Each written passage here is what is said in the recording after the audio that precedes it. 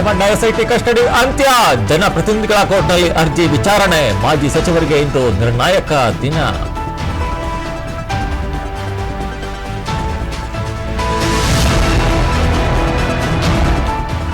Pen drive DK ಕೈವಾಡ ಆರೋಪ. DCM ವಾಸ್ತವ್ಯ ಹುಡುಗ ರೆಸಾರ್ಟ್ಗೆ ಭದ್ರತೆ. ಚಿಕ್ಕಮಗಳೂರು ಪೊಲೀಸರಿಂದ ಅಲರ್ಟ್.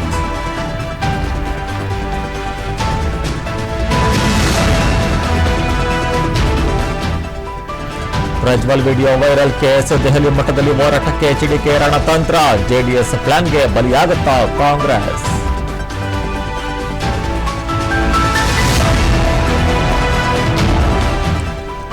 ಬೆಂಗಳೂರಿನಲ್ಲಿ ಮುಂದಿನ 4 ದಿನ ಕಾಲ ಮಳೆ. ಹವಾಮಾನ ಇಲಾಖೆ ಮುನ್ಸೂಚನೆ ಬೆನ್ನಲ್ಲೇ ಎಚ್ಚೆತ್ತ ಬಿಬಿಎಂಪಿ. ರಸ್ತೆಯಲ್ಲಿ ಬಿದ್ದ ಮರಗಳ ತೆರವಿಗೆ ಬೈಕ್ ತಂಡ ಪ್ರಚಾರ.